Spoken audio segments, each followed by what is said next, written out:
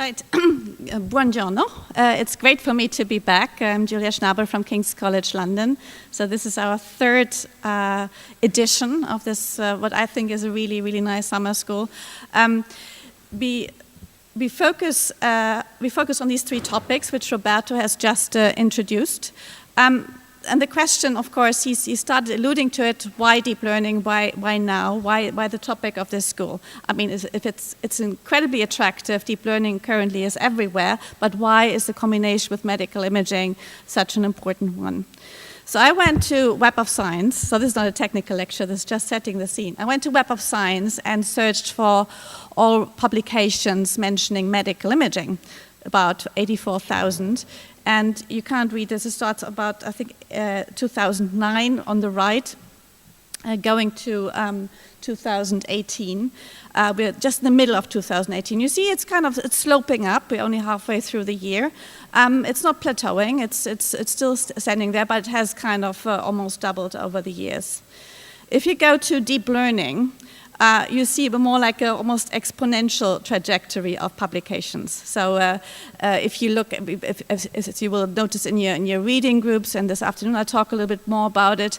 If you look into deep learning literature, if you look at Twitter or ArchiveX, you get the best deep learning paper of the day these days, right? So this is kind of the rate at which you have to read and go through literature. So we are only halfway through this year, and just mentioning deep learning somewhere in the title or abstract gets you already 4,000 publications into July. Of course, there are much more. There's convolutional neural networks and so on, so there'll be many more. But the trajectory shows you this exponential increase. If you combine the two, medical imaging and deep learning, you notice two things. First of all, we've got the same exponential trajectory all of a sudden. So the bulk of the medical imaging literature now has deep learning somewhere in it. And the other thing you might notice is it only starts at 2012. So there's an inherent jet lag, which computer vision has not suffered. Computer vision was the obvious application for deep learning, but medical imaging has come later, kind of a couple of years later, and there are some good reasons for that. To back this up a little bit, I've looked at one of the main conferences in medical image computing, computer-assisted interventions, MICI, 5 years ago. This is a wordle of the 250 accepted papers from 800 submissions at the time, maybe slightly less at the time because it was in Japan.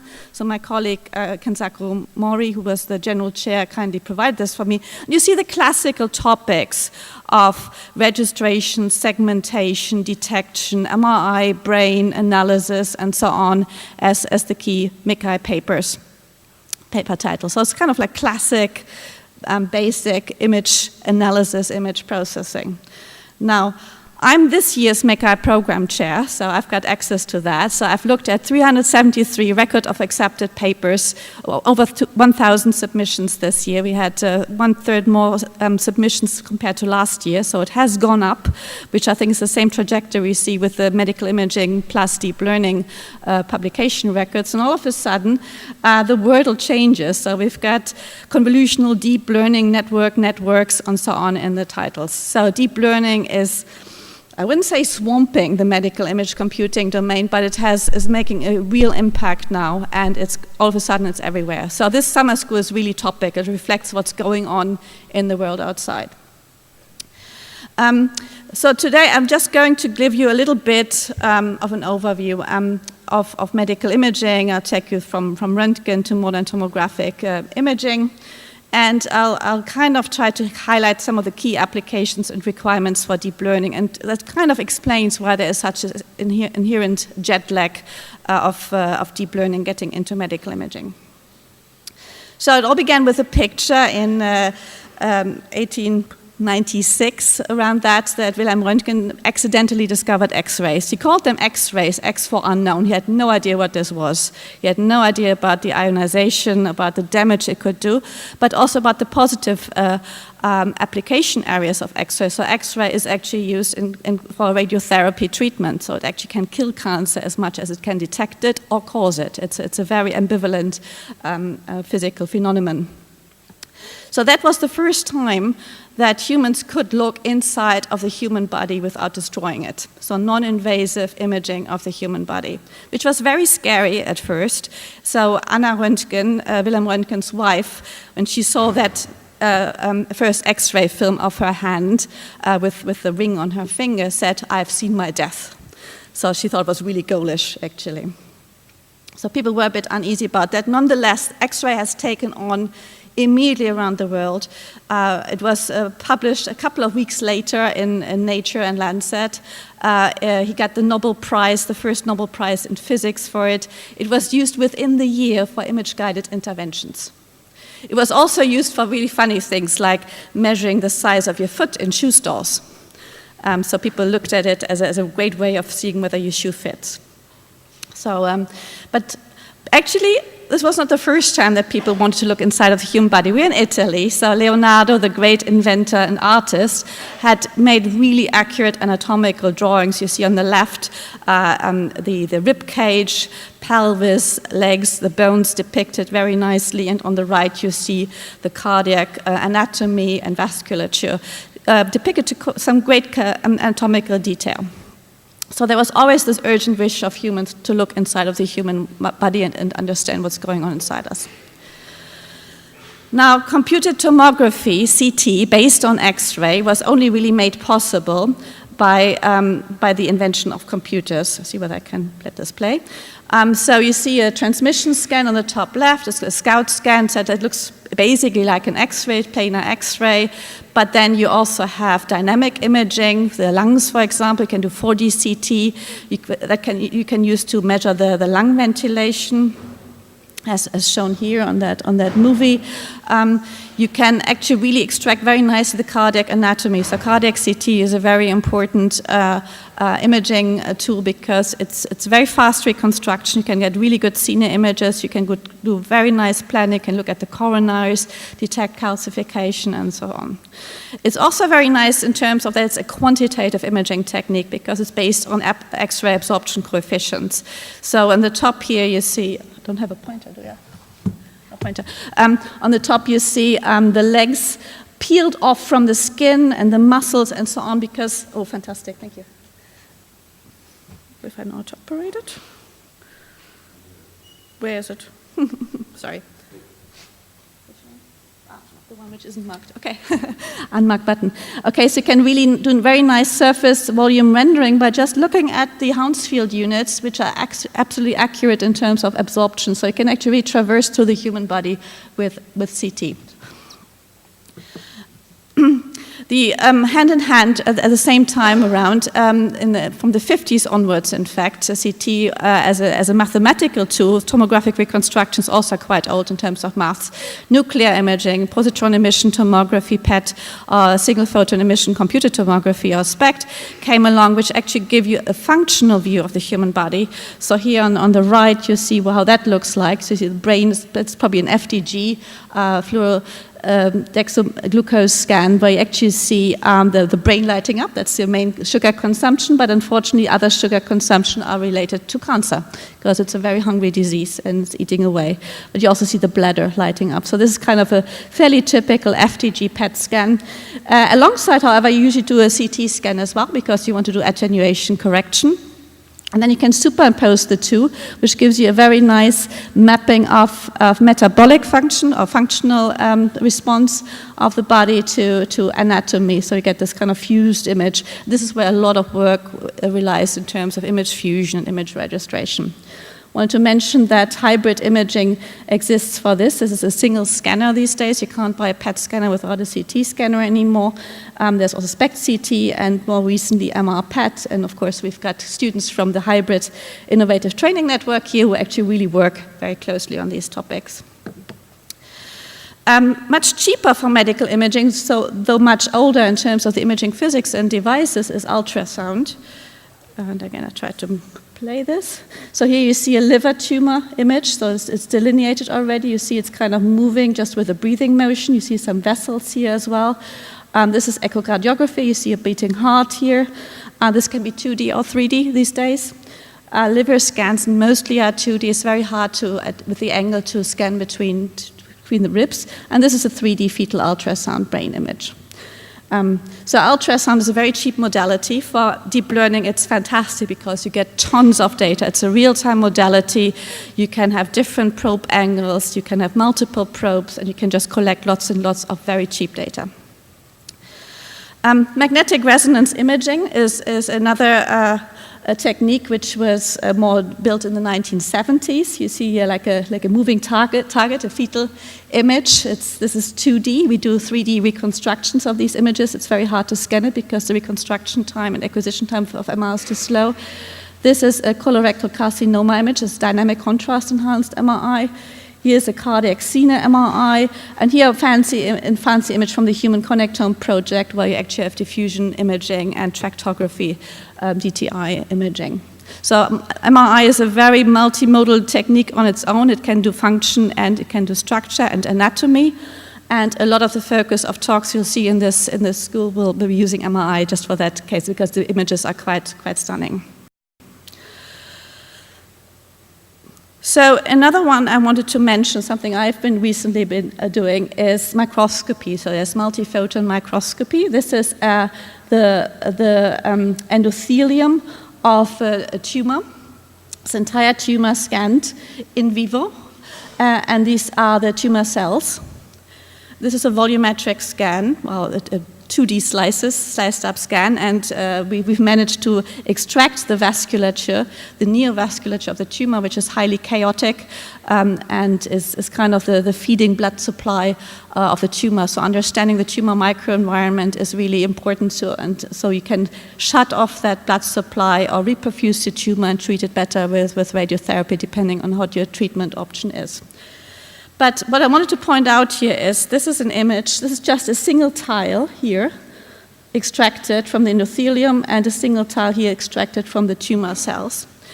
And each of those scans, the voxel size, first of all, is tiny. It's 0.8 microns in plane, 5 microns through plane slice thickness. And each tile is sized 512 by 512 pixels. So that's always bigger than a normal MR scanning size. That's usually 256 by 256. So it's 4 times as big as an MR slice, this single little tile of that tumor microvasculature. And we have 12 by 12 tiles per slice, and we've got 30 slices going through plane through the tumor. And that gives us 1 billion voxels per volume on its own. So these are serious numbers. If you then do biphoton microscopy, you've got over 2 billion voxels already, and you can actually have more different fluorescence imaging in there and actually scale that up even further. So this is something which deep learning methods, we've applied them to this, struggle just because you have to do this tile by tile, and the annotations are really tedious. Getting training data of this is tedious. But just the sheer size of the data is posing computational problems. So medical imaging meets deep learning. The challenges deep learning has with medical imaging, or the other way around, those are 2 domains which meet and hopefully not clash too much, is we don't have really good training data. We've got expert annotations, but they're only as good as the expert. It could be a trainee, it could be a senior but very, very tired and overworked radiologist, and how they delineate tumors, how they pick nodules or identify lymph nodes might vary, whether they do it in the morning or in the afternoon. So there's a high inter and intra-rater variability in the annotations. It also depends on which site you are, what segmentation protocols they're using. So we do not have a ground truth. It's not like if you want to detect a cat in an image and say it's a cat or it's not a cat. This is not only a tumor, it's also what kind of tumor, what shape of tumor it is.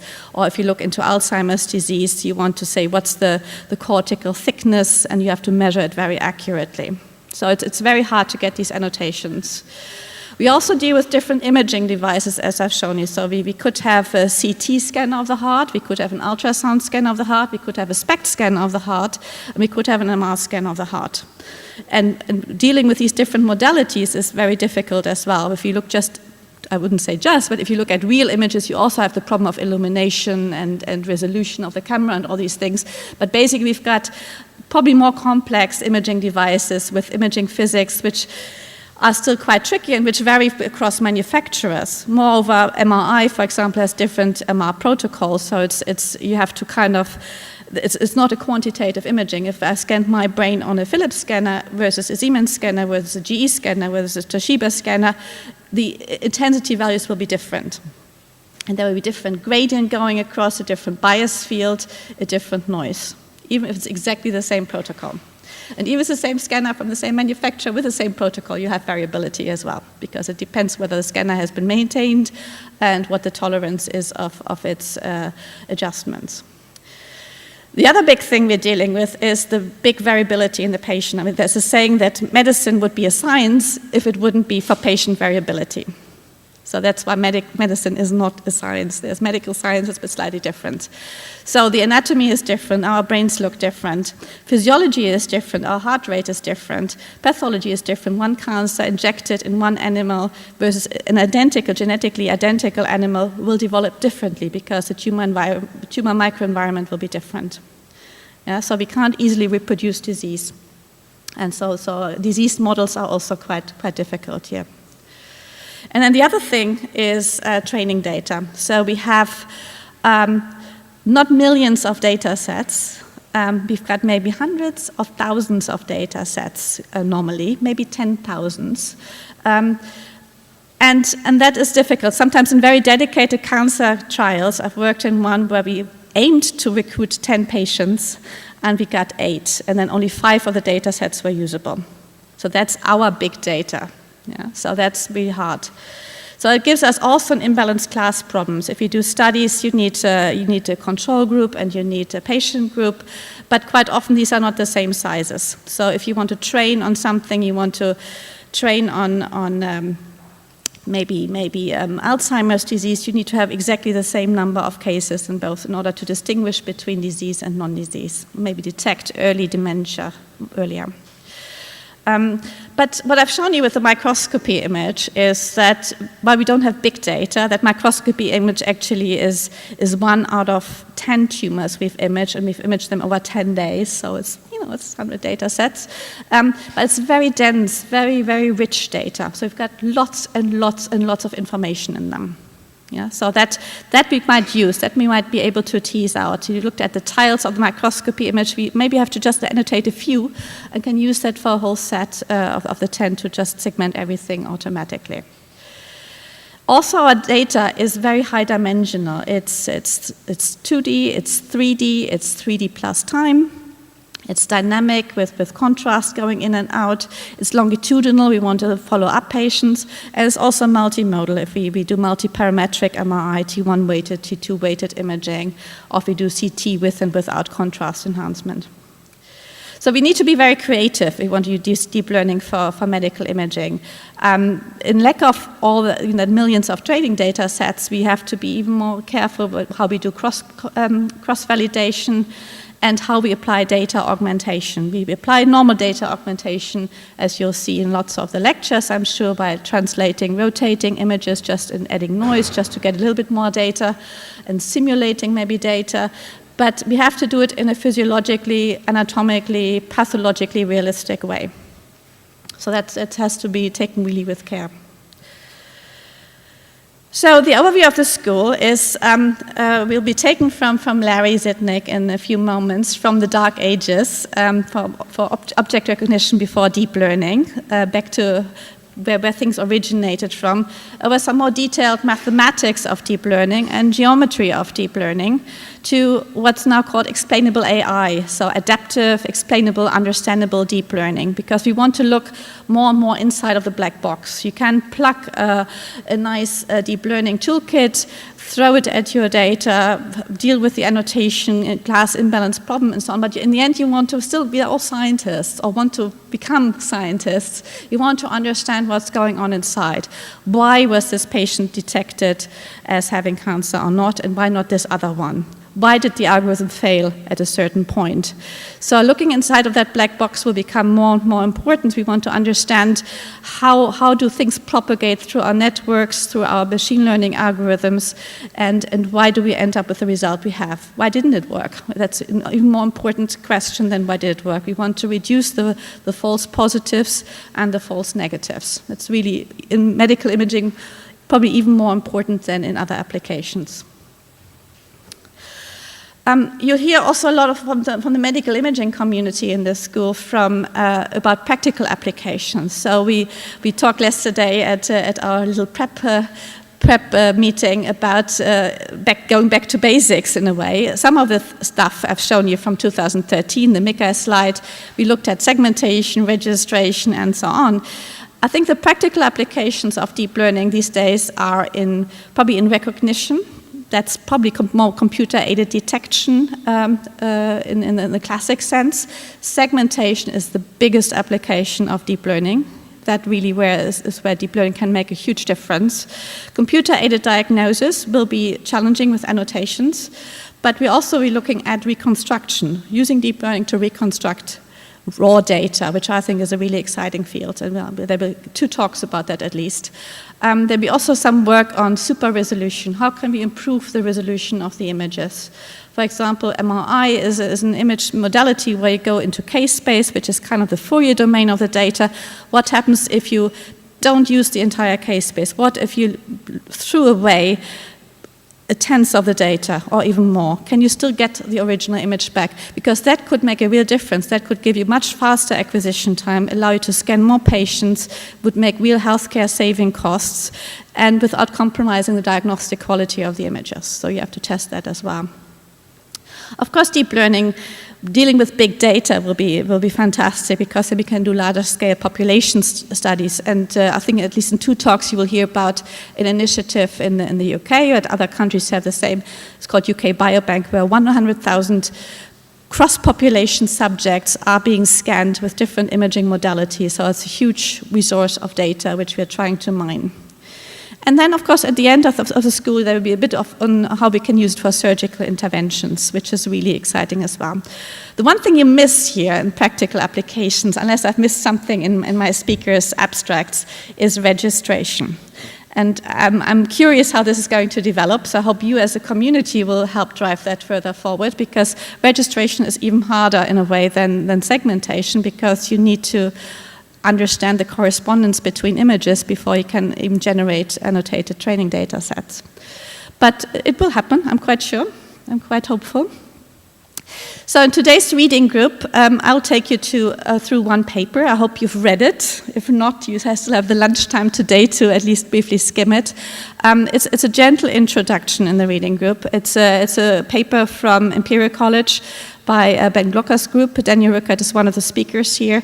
On using a combination, that's why I used it, of 3D convolutional neural networks, deep learning, one of the most popular deep learning techniques, but in combination with a fully connected conditional random field, one of the kind of classic originating tools from the computer vision community. So this is kind of my transition going from medical imaging meets computer vision to machine learning to deep learning. So bridging between those communities. And Giovanni mentioned the more dedicated individual reading groups. We've introduced those 4 years ago, I think. There's always been a reading group at the Computer Vision Summer School, but at this medical imaging summer school, I wanted to give you more direct access to the faculty, because we're not having lunch together. We're having coffee breaks together, mornings and afternoons, but otherwise you might not meet the faculty unless you bump into them on one of the lovely roads and restaurants in Favignana. So these reading groups are also there to set you up in a dedicated small group with one of the faculty speakers who sits down with you. You can ask them questions about the paper. It might be their own paper, so don't be offensive. It might be somebody else's paper who is speaking here, or it might be just a paper which they found generally interesting, always wanted to read, and use this machine learning, this deep learning summer school as an opportunity to go through that paper in more detail. So it's a great opportunity for you to network and meet basically these faculty members. So please check your schedule. And then today's schedule. I'm done. I've done a tick next to my talk, and I'm really pleased to hand over to Larry Zitnik and introduce himself and take us through medical imaging, the dark ages, object recognition before deep learning. Thank you.